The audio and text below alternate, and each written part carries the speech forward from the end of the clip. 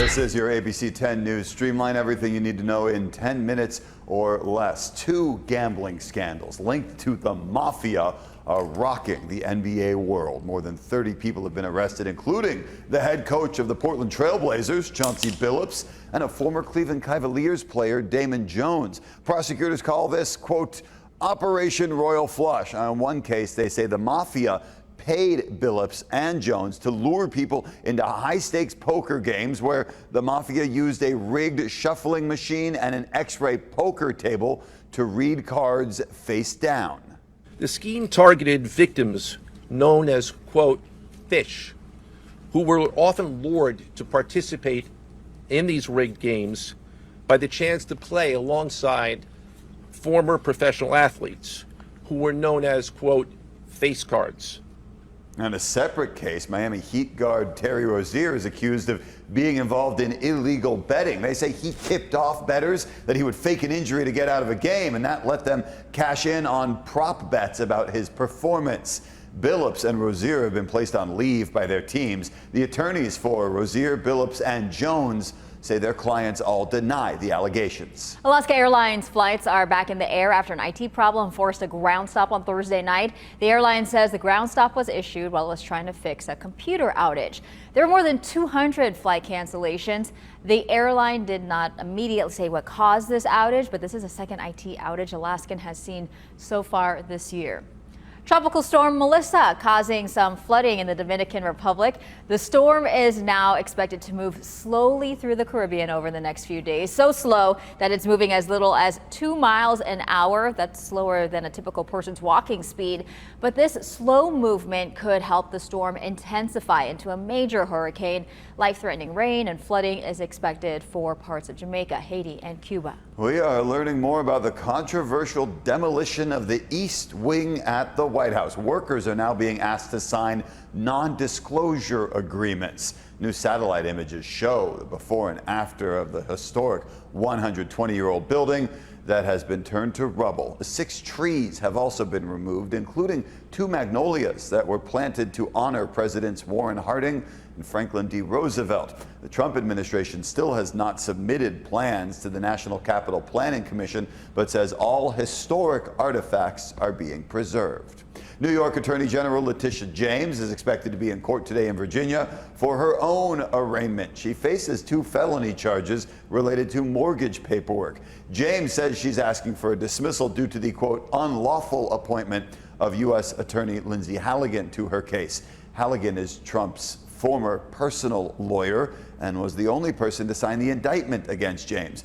In her filing, James recommends combining her case and motion with a similar request by former FBI Director James Comey. Both of their indictments came after the president posted to social media that the Justice Department needed to act now against several of his political opponents. We want to go down to Paris, where a new video here captures the Louvre thieves daring escape with French crown jewels. You can see 2 of the 4 suspected thieves wearing disguises there in that cherry picker as they make their way out of the museum.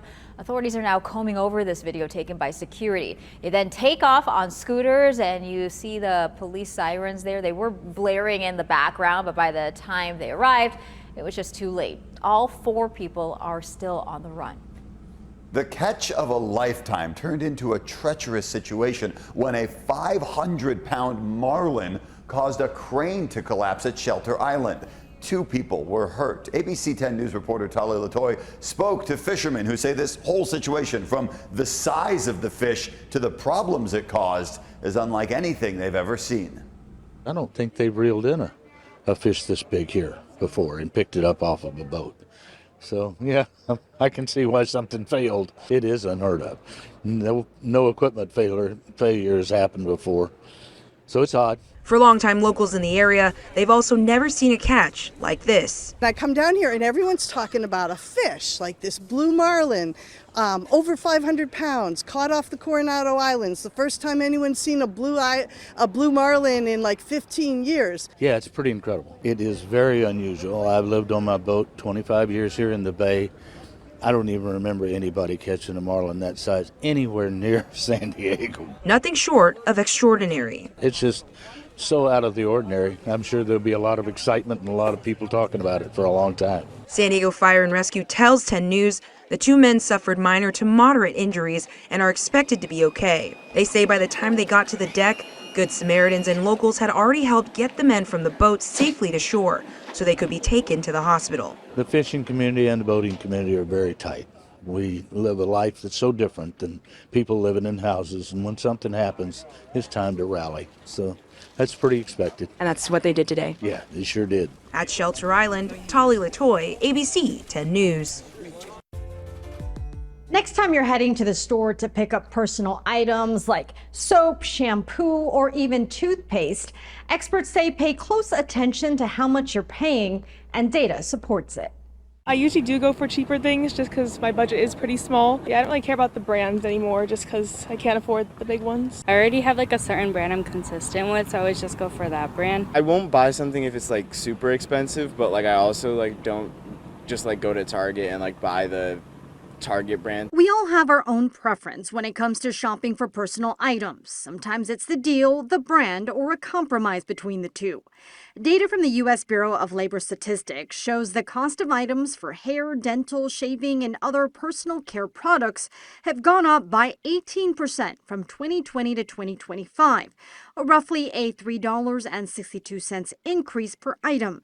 Senior marketing lecturer at San Diego State, Bernhard Schroeder, says that has many questioning brand loyalty, and his research shows Gen Z shoppers are more likely to make these purchases based on experience. They might have been fed Colgate and Crest when they were a kid, but now they're looking at reviews, they're looking at transparency of the company, they're looking at value, they're looking at what other people are saying. He also says different age groups are more likely to be influenced by social media posts. Gen Z is so open to checking something out based on hearing about it in social media. It's not even funny how quickly they will try something else because they're looking for value and authenticity. If I've seen like an ad or like somebody like posting about something on Instagram that like I'm familiar with them, like I'm probably more likely to like at least try it out. And while people have a lot of choices when it comes to shopping for personal items, consumers we talk to say it all depends on what you value and are willing to spend your money on. I don't really look at the prices. I just look at what's good and natural for my hair or for like what kind of makeup I go for. I mean, for like hair stuff, I feel like it's a little bit different.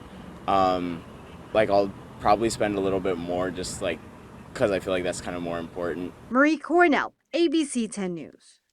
Christmas Island in Australia crawling with crabs. Every year, millions of red crabs, they come out of the forest after the first rainfall of the wet season, and then they make their way to the ocean to mate and spawn.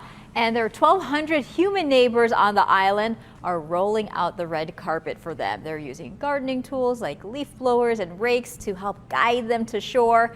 The red crab migration is the biggest tourist attraction for Christmas Island. Wow, what a sight. And that's your ABC 10 News Streamline. Everything you need to know today in under 10 minutes.